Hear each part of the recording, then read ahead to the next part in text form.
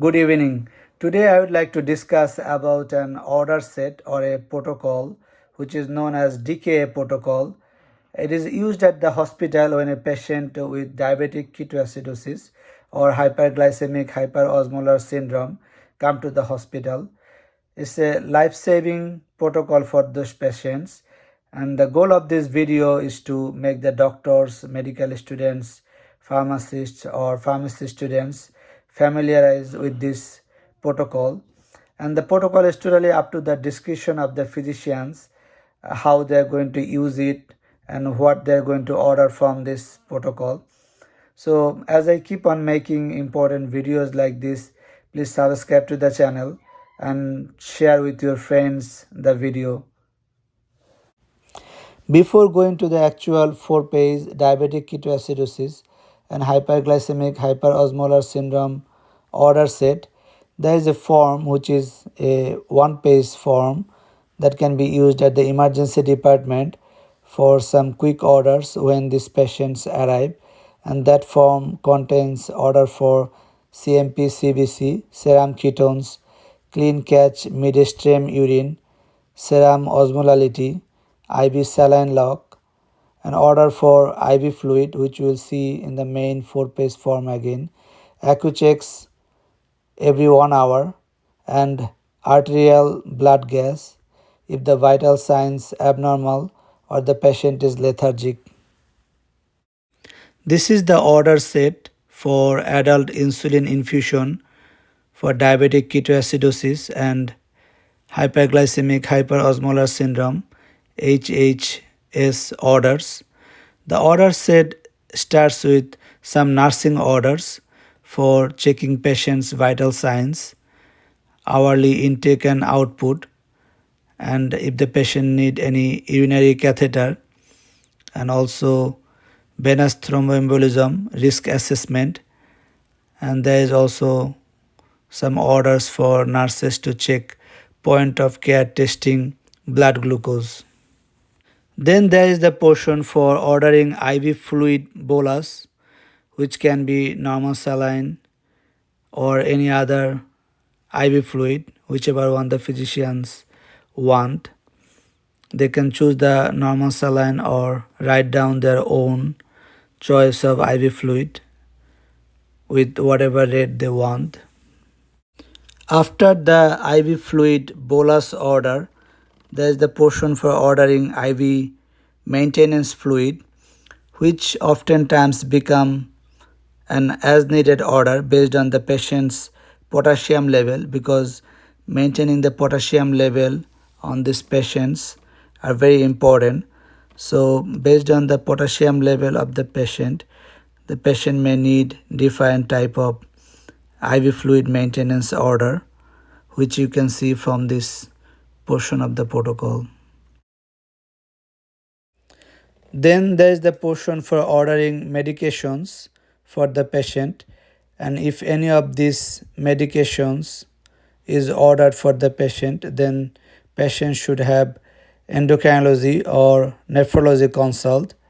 If the patient pH is less than 7, patient may need bicarb drip, and patient may have order for insulin with a bolus and a insulin infusion. Patient's potassium level needs to be greater than or equal to 3.3 MEq per liter before giving insulin bolus or insulin drip, because insulin can further decrease the patient potassium level. Then the physician may order some respiratory orders, oxygen or arterial blood gas, and also can order 12 lead EKG per cardiology order. And these patients are normally NPO with orders for only ice chips and water. Then the portion for ordering the labs for these patients, which can be CBC with differential serum ketones, STAT CMP, then BMP every 4 hours times 6, magnesium level, phosphorus level, urine analysis to rule out UTI, and blood cultures. And the physician can order radiology for chest x-ray, and activity is bed rest for 24 hours, then activity as tolerated. The third page of this protocol is the actual insulin infusion protocol. The blood glucose goal normally for most of the time is 100 to 180 milligram per deciliter, but a physician can choose his own goal for the patient. The standard insulin infusion which is used for this protocol is 100 units of regular insulin in 100 ml of normal saline bag. For surgical patients who have received an oral diabetes medication within 24 hours should start when the blood glucose is over 120 mg per deciliter. All other patients can start when blood glucose is 100 mg per deciliter or greater. There is an exclusion criteria for this protocol. This cannot be used for patients with end-stage renal disease on dialysis. A physician can order a bolus regular insulin which will be calculated based on 0.15 units per kg based on the physician's discretion if he wants to order a bolus. Then there is 4 algorithms. Algorithm 1, algorithm 2, algorithm 3 and algorithm 4. Most of the case the patient start with algorithm 1.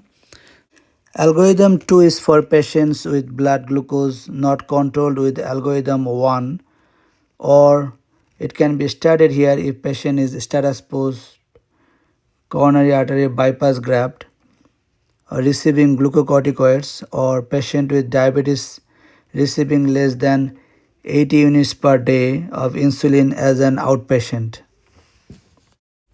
Here is the chart for 4 algorithms.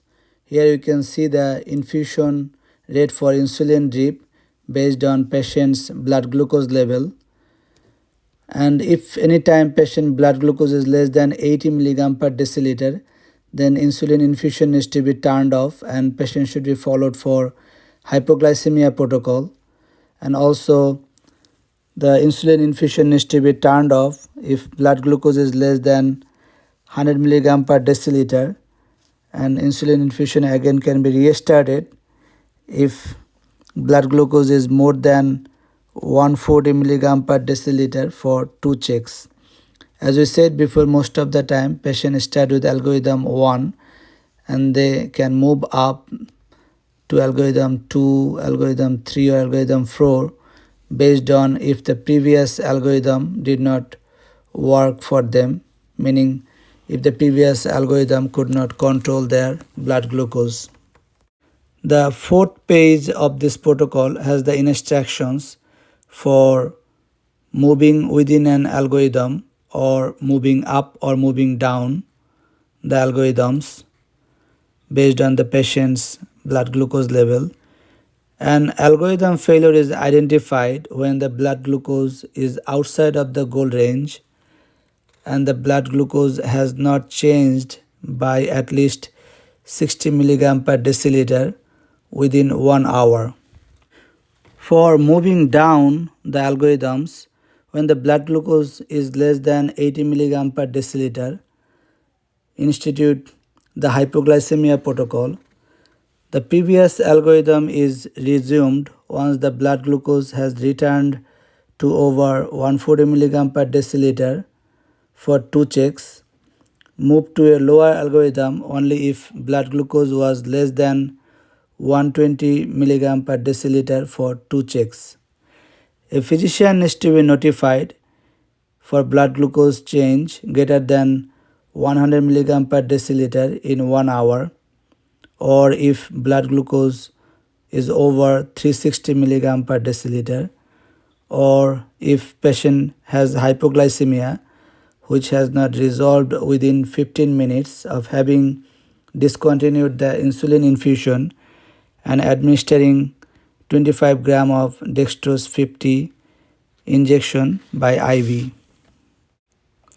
If the patient develops hypoglycemia, which is blood glucose 80 mg per deciliter or less, then if the patient is responsive, give 12.5 gram of dextrose 50 injection, and if patient is unresponsive, give 25 gram of dextrose 50 injection.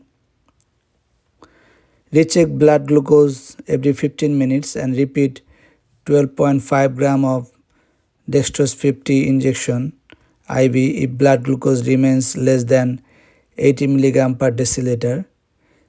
Restart insulin infusion once blood glucose is over 140 mg per deciliter for 2 checks. Change infusion rate to lower algorithm if blood glucose was less than 120 mg per deciliter for 2 checks.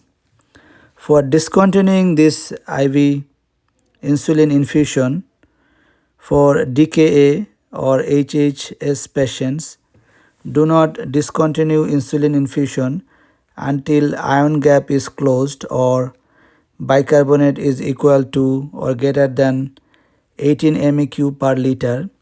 For non-DKA or non-HHS patients, do not discontinue insulin infusion until 2 hours after giving basal insulin dose.